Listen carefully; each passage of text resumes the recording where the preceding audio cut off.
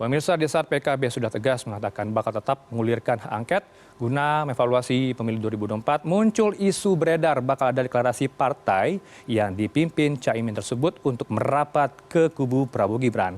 Kita bahas malam ini bersama narasumber, ada Mas Daniel Johan, Ketua DPP Fraksi PKB atau DPP PKB dan juga Mas Burhanuddin Muhtadi, Direktur Eksekutif Indikator Politik Indonesia. Selamat malam, Bapak-Bapak. Sehat selalu. Malam. Malam, Mas. Baik, sudah lengkap nampaknya ya. Mas Daniel, tadi saya sudah berdialog juga di program sebelumnya dengan anggota fraksi Anda, Mbak Lulu Nur Hamidah. Masih kuat statementnya untuk angket di DPR. Bagaimana kemudian ini ditindaklanjuti oleh fraksi Anda nantinya? Iya, kondisi nggak berubah, artinya posisi PKB itu tetap. Tetapi kan kita tidak bisa berjalan sendiri, kita menunggu dukungan dari fraksi lain. Sehingga tidak hanya mengajukan tetapi berhenti kan tanpa hasil. Nah, kita lihat apakah setelah masa reses berakhir, masa sidang kembali dibuka, bagaimana dinamikanya. Dinamikanya karena mungkin ada pendapat lain begitu ya, PKS masih wait and see, PDIP apalagi kayaknya masih wait and see juga, dan Nasdem tegas mengatakan tidak akan angket, tidak ada relevannya dan juga jauh dari harapan, kata Pak Surya. Mas Daniel? Iya, apalagi kalau misalkan karena kan asumsinya ini angket akan berjalan dan bisa menghasilkan poin-poin perbaikan kalau misalkan koalisi 01 dan 03 bergabung, asumsinya. Karena kalau enggak kan dia tidak memenuhi syarat untuk menghasilkan keputusan. Ya, tetapi kalau misalkan apa yang tadi disampaikan, Nasdem sudah menyatakan sikap untuk tidak lagi angket, misalkan, berarti kan itu sangat mempengaruhi hasil quorum nanti. Nah, kita lihat apakah nanti finalnya akan seperti itu. Karena mungkin ini masih fresh, baru hasil putusan MK. Apakah nanti ada dinamika perkembangan, kita lihat nanti. Dinamika perkembangan yang Anda maksud mungkin ada rekonsiliasi akan terjadi begitu ya, ada potensi deklarasi partai Anda akan merapat ke Prabowo Gibran, ini isunya akan ada rencana esok hari. Benar seperti itu, Mas Daniel? Belum, saya pribadi belum dengar malah, karena ini masih dalam proses pembahasan, dialog, posisi DPP, posisi Caimin sedang meminta masukan dari berbagai pihak, khususnya para Dewan Suro, para kiai, para tokoh agama, tokoh masyarakat, mungkin juga termasuk kekuatan-kekuatan relawan yang selama ini bahu-membahu di dalam proses Pilpres kemarin. Baik, respon Anda, Mas Burhanuddin, terhadap angket ini, kemudian apakah akan berlanjut rekonsiliasi sehingga muncul koalisi bersama nanti, koalisi gemuk? Memang sejauh ini baru 4 partai parlemen yang sudah menyatakan mendukung Prabowo Gibran sesuai dengan koalisi Pilpres.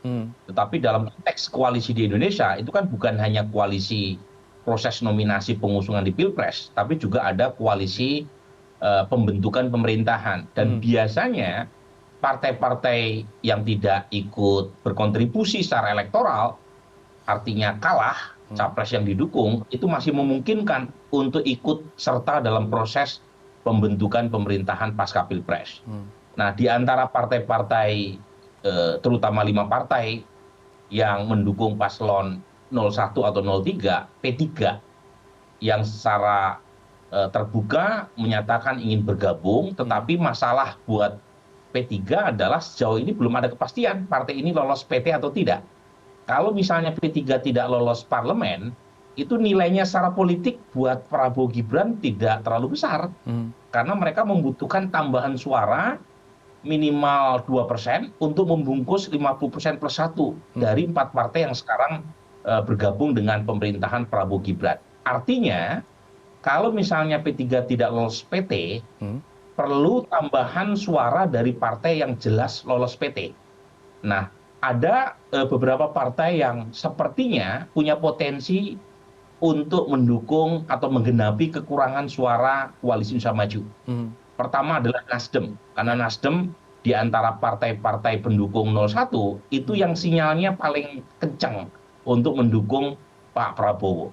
Kalau misalnya Nasdem bergabung, maka praktis kekuatan Prabowo Gibran itu hampir 60%. Artinya sudah mencukupi syarat minimum bagi pembentukan minimum winning coalition. Dan itu artinya posisi tawar Nasdem jadi gede kalau misalnya Nasdem lebih dulu masuk ke dalam pemerintahan. Karena menutupi kekurangan yang dibutuhkan oleh koalisi Indonesia Maju. Kalau misalnya ada partai-partai lain yang bergabung setelah Nasdem, itu posisi tawar politiknya agak turun tuh Heranov. Karena yang dibutuhkan Prabowo sekarang adalah satu partai untuk menggenapi kekurangan 50% persatu. Dan satu partai itu bisa datang dari mana aja. Bisa juga dari PKB, bisa juga dari Nasdem, bisa juga dari P3. Kalau P3 gugatan terkait dengan PHPU-nya di MK dikabulkan.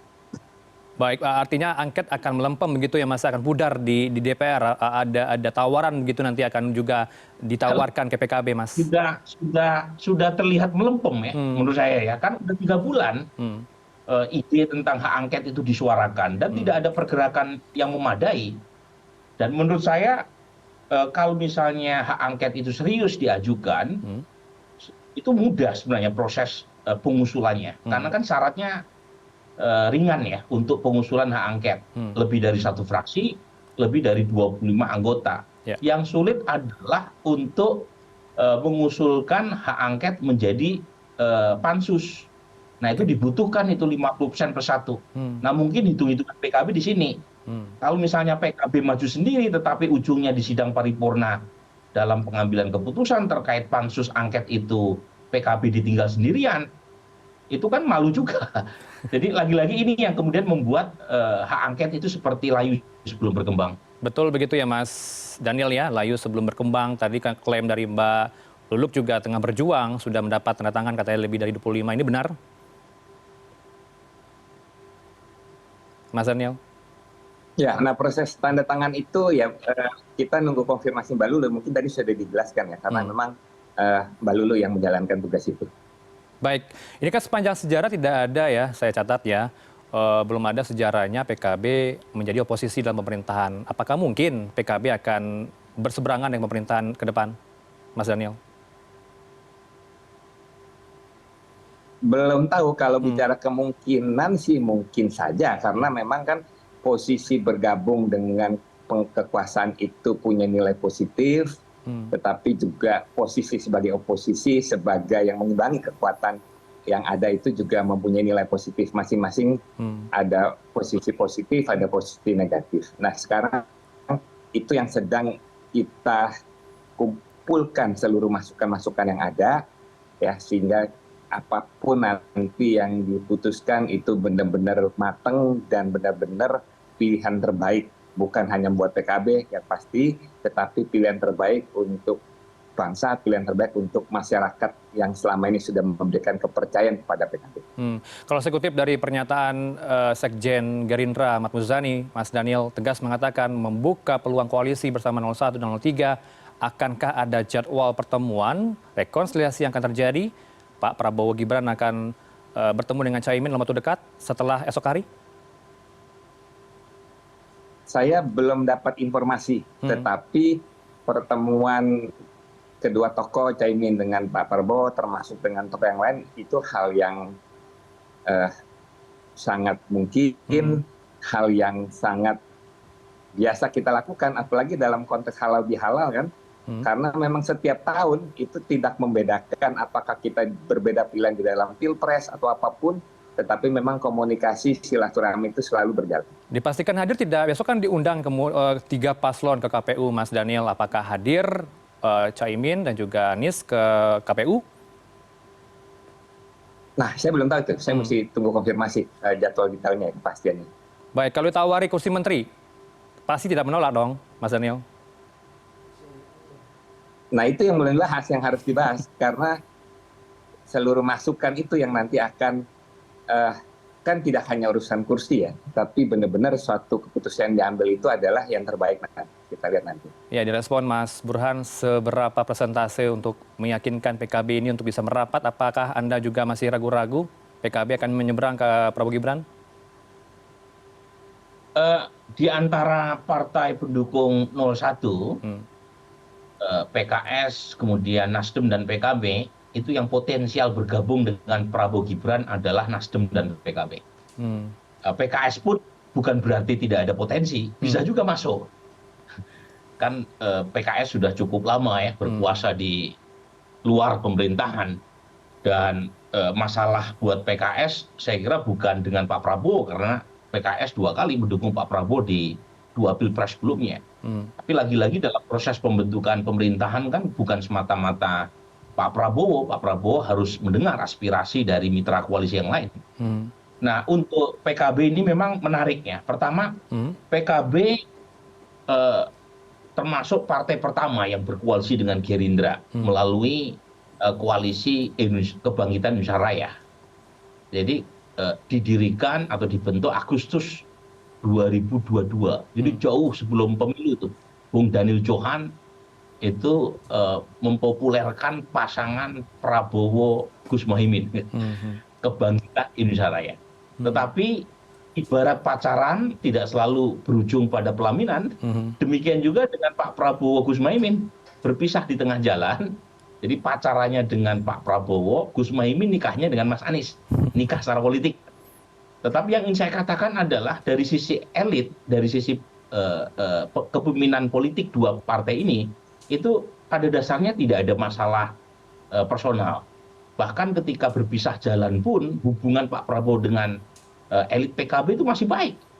Jadi tidak sampai menimbulkan luka ketika akhirnya keduanya menempuh jalan berbeda di Pilpres 2024. Nah, yang kedua yang saya ingin highlight adalah basis PKB itu paling banyak splitnya itu. Jadi mengapa Pak Prabowo dapat 58%?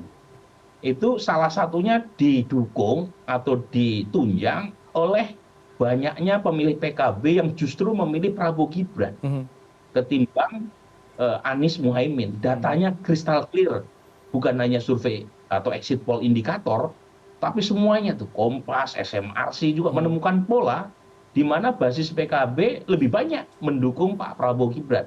Jadi secara tidak langsung PKB bisa mengklaim, yang klaimnya ini empirik kepada Pak Prabowo. Mengapa Pak Prabowo menang 58%? Salah satunya karena didukung oleh basis PKB sendiri. Gitu ya. Itu yang kedua. Yang terakhir, PKB sendiri tidak pernah punya pengalaman berpisah dengan kekuasaan. Jadi, dan menurut saya ini kali pertama ya PKB mendukung capres, dan kebetulan capres yang didukung PKB kalah. Biasanya PKB itu dalam koalisi Pilpres menang terus. Nah, ini baru kali pertama. Dan karena menang terus, tentu wajar kalau PKB menjadi bagian dari kekuasaan. Jadi PKB belum pernah itu punya record berpisah dengan kekuasaan karena pengalaman sebelumnya menang terus capres yang diusung oleh PKB. Baru kali ini kalah, tetapi ada efek positifnya buat PKB. Suara PKB mencapai double digit, dan ini lagi-lagi juga rekor ya, rekor buat PKB meskipun lagi-lagi di Pilpres mengalami kekalahan.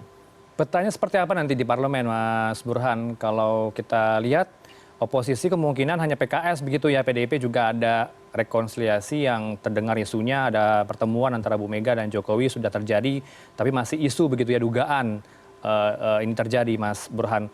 Kemungkinan nanti siapa yang oposisi dan juga yang bergabung, apakah masih ada kemungkinan PKB?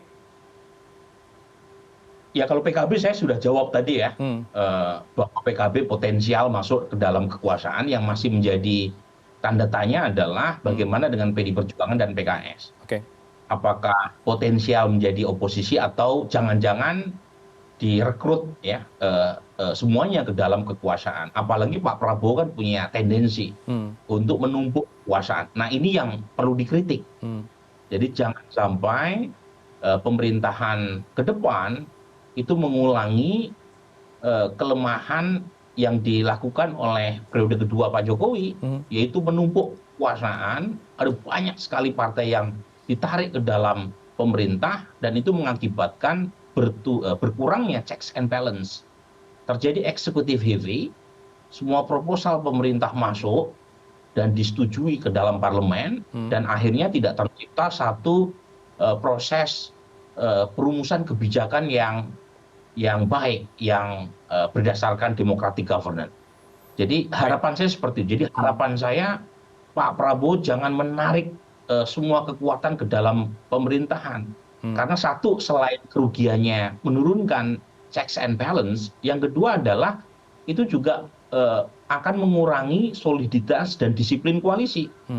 Jadi bayangkan kalau misalnya semua partai ditarik, itu kan tidak ada yang gratisan tuh dalam konteks power sharing. Pasti ada harga yang harus dibayar, termasuk akomodasi kementerian yang berasal dari yang mendukung. Nah di situ heranov, itu problem muncul berkaitan dengan berapa banyak kementerian yang harus dialokasikan untuk mengakomodasi kekuatan-kekuatan tadi. Dan jangan lupa dalam konteks pembentukan koalisi dan kabinet itu tidak semata-mata dari jalur partai politik. Ada yang dari jalur TNI, ada yang jalur polisi, ada yang jalur oligarki, ada yang dari jalur representasi wilayah. Jadi makin banyak akomodasi itu akan menimbulkan kesulitan buat pemerintahan Pak Prabowo untuk koordinasi dan sinergi. Jadi ada banyak hal yang perlu dipertimbangkan. Tentu saja tetap perlu ya kekuatan pemerintah itu di atas 50%. Idealnya 60 sampai 65%. Tapi jangan diambil semua sehingga tidak tersisa buat kekuatan oposisi di parlemen. Baik, terakhir sebagai closing statement, Mas Daniel silakan, apakah nanti koalisi perubahan akan bubar di tengah jalan atau ide perubahan ini juga akan berbeda tentunya nanti di pilkada yang digaungkan oleh PKB? Silakan. Ya, tentu terima kasih ya. Koalisi perubahan dalam konteks Pilpres tentu dengan diputuskan oleh MK kemarin dan mungkin akan finalnya oleh KPU nanti, berarti koalisi sudah selesai menyelesaikan tugasnya dengan baik.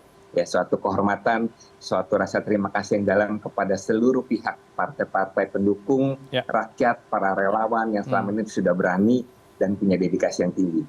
Nah, tapi kita berharap pengalaman berkoalisi juga bisa berlanjut ya, baik dalam program-program pilkada maupun dalam mengusung program-program yang memang kita anggap penting.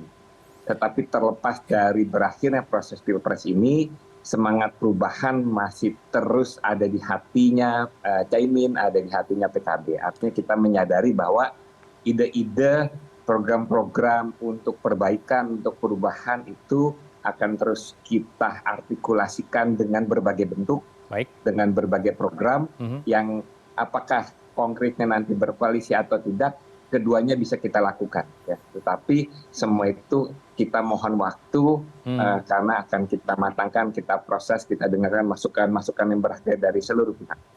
Mohon tunggu waktu matangkan apakah jadi atau tidak ya deklarasi pada esok hari merapat ke Prabowo Gibran gitu ya. Kejutan politik apalagi yang akan terjadi kita akan tunggu ya Mas Daniel dari PKB dan juga Partai Koalisi Perubahan. Terima kasih untuk waktu Anda bersama kami narasumber. Ada Mas Daniel Johan Ketua DPP PKB dan juga Mas Burhanuddin Muhtadi Direktur Eksekutif Indikator Politik Indonesia. Selamat malam. Assalamualaikum. Salam. Terima kasih Mas. Terima kasih. Bang Burhan.